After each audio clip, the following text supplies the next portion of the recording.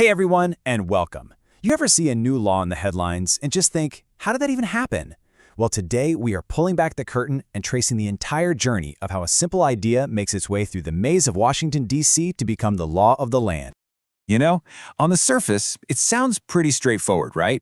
But the actual path, it's anything but a straight line. It's really this winding journey, full of debates, hurdles, and some really critical decisions that end up shaping the rules we all live by. So let's get into it. So to really understand this, we're going to follow a single bill.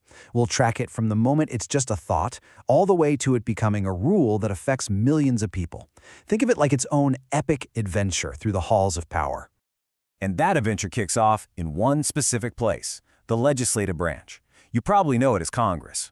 The U.S. Constitution, in Article 1, makes it super clear. Their number one job, their whole reason for being, is to make our nation's laws. Okay, so who are these lawmakers really? Well, Congress isn't just one giant room full of people arguing. It's what's called a bicameral legislature, which is just a fancy way of saying it's split into two different parts, or houses. And this two-part system is actually a pretty brilliant compromise. You've got the House of Representatives on one side, where your state's power is based on its population, so more people means more representatives. But then you have the Senate, where every single state gets exactly 2 seats. Doesn't matter if you're California or Rhode Island. It's a very deliberate balancing act, between representing the people and representing the states themselves. So once an idea for a law, a bill, is introduced, it has to survive this absolutely brutal legislative gauntlet. I mean, it gets sent to a small committee for debate, it gets amended, and then, if it survives that, it has to get a yes vote in both the House and the Senate. And honestly, the vast majority of bills don't make it. We're talking well over 90% in most sessions just die somewhere along this path. But hey, let's say our bill is one of the lucky few. It actually survived Congress. Is the journey over? Nope, not even close. Now it lands on the desk of the next major player in our story, the President of the United States, who runs the executive branch. Just think about that for a second. After all those debates, all the back and forth, all the votes, the fate of this entire law now comes down to a single person sitting at a desk in the Oval Office. The president holds the final key. With just the stroke of a pen, they can make that bill the law of the land. Or they can reject it completely and send it right back where it came from. If the president signs it, boom, it's a law. And now it's the job of the entire executive branch to enforce it. But if the president doesn't agree with the bill, they can use one of their most famous powers, the veto. It's basically a big formal rejection that stops the bill dead in its tracks.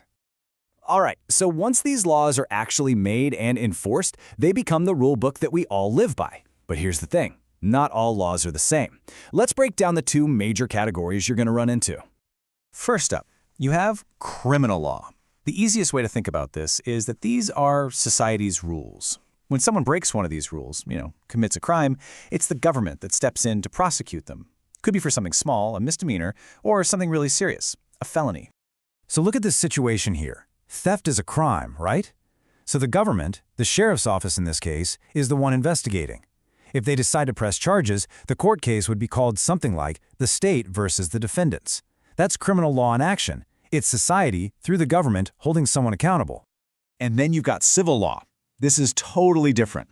This isn't about society's rules being broken. It's about settling disputes between people or between organizations. This is the world of lawsuits.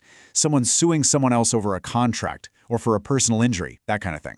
Here's a perfect example. You've got a group of regular people, the car owners, suing a private company, GM. The goal here isn't to put anyone in jail, it's all about getting money, right? Financial compensation for something they believe was a wrong.